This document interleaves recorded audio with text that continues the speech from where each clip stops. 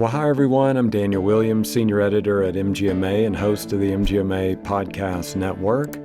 We are back with another MGMA Business Solutions Podcast, and we have return guest, and I'm so excited about that. So, first of all, we're going to be discussing a new report from Jackson Physician Search and locumtenens.com. The title of this is medicine still a calling? I love that title. The report is based on responses from more than 1,200 physicians and advanced practice providers. And it looks at how clinicians today view purpose and satisfaction in their work.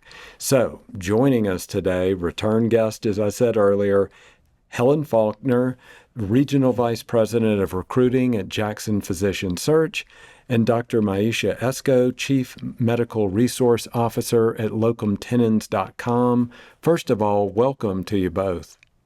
Thank you, Daniel. It's good to be back. It's great having y'all back here. So thank you so much for that.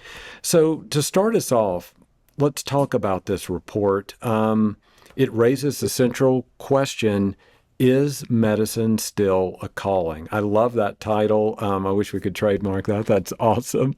I love that. So this is seen through the voices of clinicians. We see a complex but revealing picture. Dr. Esco, let's just start with you.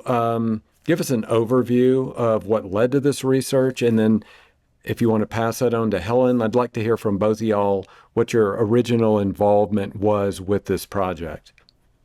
Yeah. So just a little bit of background. JPS and LT.com are always looking at medicine and staffing through a very broad lens. And so it's not only just to understand staffing, but to really understand those that are the real fiber of the industry, which is the physicians and APPs.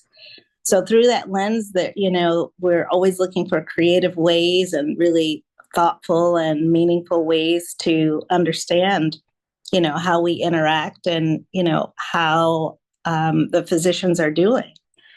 So we look at the concept of purpose in medicine and how physicians feel about it. And in the light of mounting systemic challenges, shrinking margins, M&A, tech and EMR, productivity demands, and, for sure, burnout and moral injury, we took a step back and said, hey, let's think about, is medicine still a calling? What do you think, Helen? Yeah, really to echo what Dr. Esco, what you've said, especially on the physician recruiting side, we're always very interested in understanding provider attitudes. And we've conducted studies in the past that explore provider thoughts on things like compensation, work-life balance, burnout, onboarding, retirement, and other key retention factors. And with this study, we really wanted to understand the overall perception of medicine as a calling, and specifically to understand provider sense of purpose. And, I think not only does purpose have a profound impact on a person's overall well-being, but it can also significantly boost job satisfaction. And when a provider feels their work is meaningful and it aligns with their personal values, they tend to be more engaged and motivated. And, in a market where we're in a growing physician shortage, those are all really important considerations when looking at provider retention and recruitment. With that said, so we've talked about the purpose, the origin of it, but now let's talk about the results. So Helen, I'll start with you. Was there anything that surprised you once you got the results back? No. So, given my experience as not just a physician recruiter, and I've been doing this for 14 years, but also as the daughter of a physician, the results were unsurprising. Mm-hmm. The report emphasizes what I hear so often from providers, the fact that a reduction in administrative burdens, improving work-life balance, fostering peer-to-peer connections or mentorship opportunities are really key drivers for physician satisfaction, which leads to better engagement, and that contributes to improved patient care. So There was not a lot that I was surprised by, and I was actually really pleased to see that 77% of providers surveyed said the positives of practicing medicine still outweigh the negatives. Wow. Mhm. Okay. Dr. Esco, as a clinician and your insight, anything Yeah, surprise you or that you found interesting from the results? I agree with Helen. There wasn't a lot that surprised me, but something that I really kind of tuned into was the generational differences, particularly with the the baby boomers, because as a practicing locums vascular surgeon, I run into lots of baby boomers along my way, and it's surprising that such a high percentage had 5 out of 5 passion, purpose, motivated, would do it again, wants everyone around them to be a physician. And so I think there's a lot we can learn from our baby boomers. They're masters at navigating challenges. They've seen it all, they've been there and done that, but they still remain deeply rooted to the craft. So I think it made me kind of take a step back and look at their trajectory and their journey and their experiences a little bit deeper. Okay. Dr. Esco, you brought up a term there. You said they'll have a passion for medicine when they get started. The report shows that it for many, that can fade over time. Talk about that, either through your own experiences or through what you've seen in the report itself, and help us understand that. Yeah, so the study showed that almost 50% kind of across the board had some degree of feeling that their calling was weaker than initially. The study, we looked at also what those initial motivating factors for going into medicine were. And, the top two were helping others and kind of the intellectual challenge, the scientific pursuit. So if you think about it, as time goes on, when the ability to fully carry out those two, spending time with patients, spending time just, learning about, new medicine, new technology, just because of the day-to-day demands, when that becomes diluted, so does the sense of calling. So I think that's likely the reason we're seeing that. I don't think if we kind of at a purist standpoint took a look back, it would necessarily be that high. But I think what's happened is, our primary motivating factors becomes diluted. So it becomes more challenging. Mm-hmm. Having heard that, Helen, and been involved with the research as well, what can organizations do then to help align what physicians are looking for when the organizations are in that hiring mode? What can they do to help align to ensure that passion, that drive, that purpose doesn't fade, that people really feel that fulfillment in working for their organizations?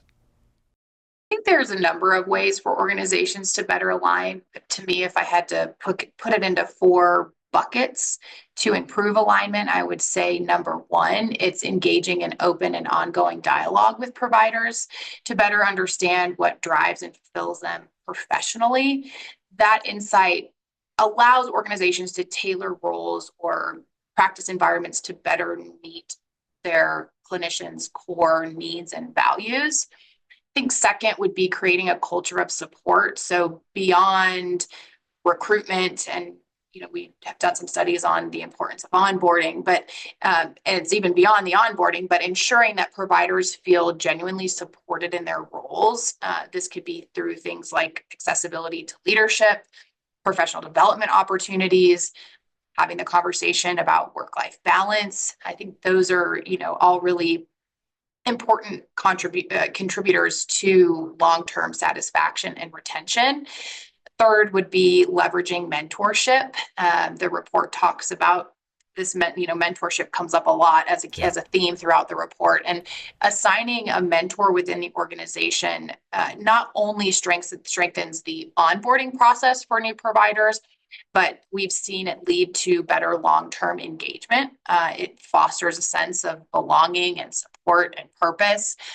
And then finally would be the setting of realistic expectations. And what I mean by that is it's important to acknowledge that utopia doesn't exist in medicine or in any other profession, and no opportunity or candidate is a perfect match, which is why it's so important to engage in that open dialogue. I would encourage both providers and administrators to aim for what I call the 70% mindset, meaning that if 70% of or more, hopefully, of key priorities for both sides are met, that should be enough to lay a good foundation for the two parties to align on purpose and long-term fit. Thank you for that. Dr. Esco, I want to go back to that quote y'all shared that 77% of clinicians said the positives of the job still outweigh the negatives. So when we put that into perspective and we think about really challenging times when stuff gets difficult, when it gets really challenging, when there's friction or lack of joy on the job, what can help clinicians stay connected to their purpose in these really difficult situations? Yeah, I just want to, it kind of touches on what Helen was speaking about. And it's important that our institutions have a strong culture and very kind of defined goals that are very, clear about, their mission. And that creates a significant change in how the physician can maneuver in that environment and carry out their calling. So when the study says, 77%, positive outweighs the negatives, it's really understanding and creating that environment. And I'm sure that those environments are supportive to allow the clinician to have those patient interactions, those relationships with work-life balance, giving time for intellectual pursuit and problem solving. And ultimately, physicians and APPs, particularly physicians, are deeply connected to the Hippocratic Oath. And in that oath, we have a commitment to service and well-being of others and to science and intellectual pursuit. So being able to carry out those things that we kind of made the oath to in a supportive environment that's open and understanding, I think is the key. And that's why the positives can outweigh the negatives. Yeah. Helen, one of the issues can be if there's a disconnect, if there's unhappiness for that 23%,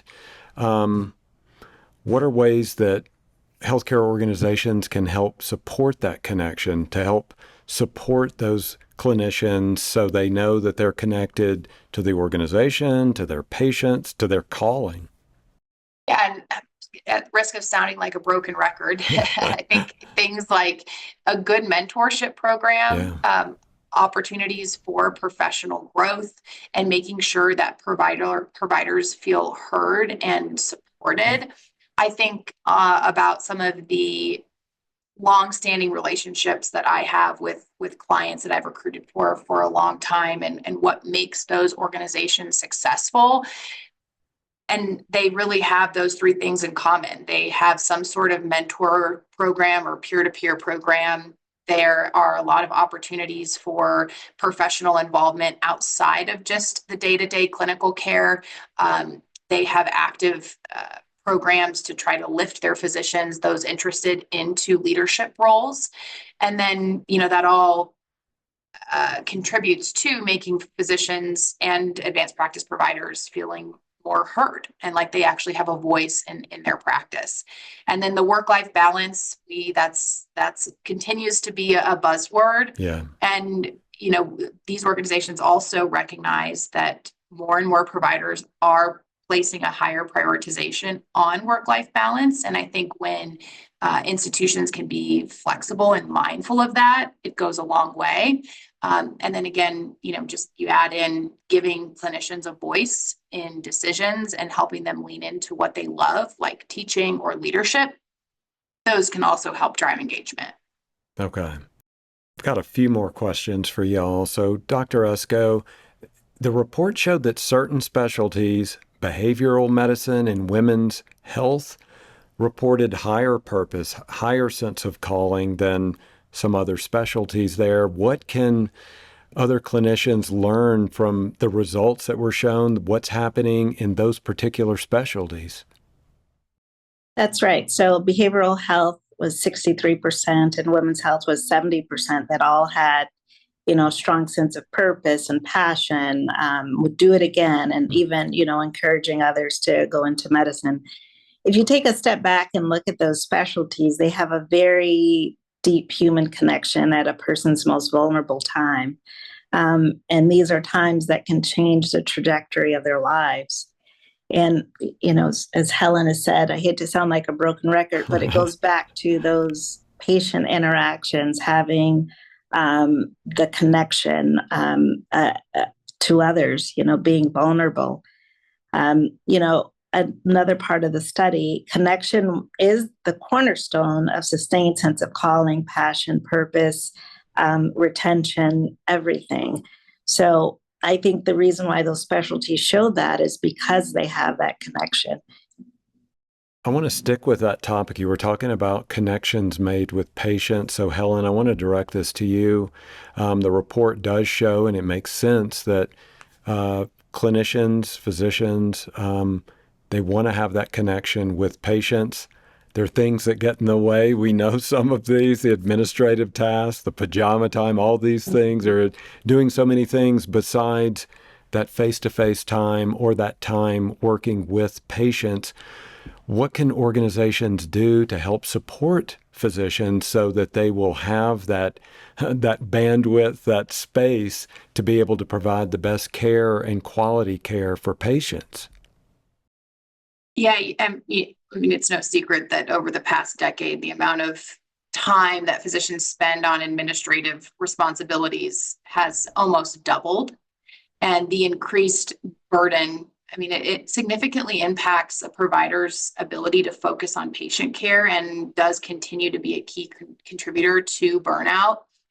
I look at my own father, who's a boomer physician. Mm-hmm. He's within the last few years of his career, and listening to some of his complaints over the years, it's never about the patient interactions or the patient care. It's always centered on the pajama time. Yeah. And the amount of time that he has to spend on charting and documentation, which I think in a sense is at times maybe pulls away from the joy of practicing medicine.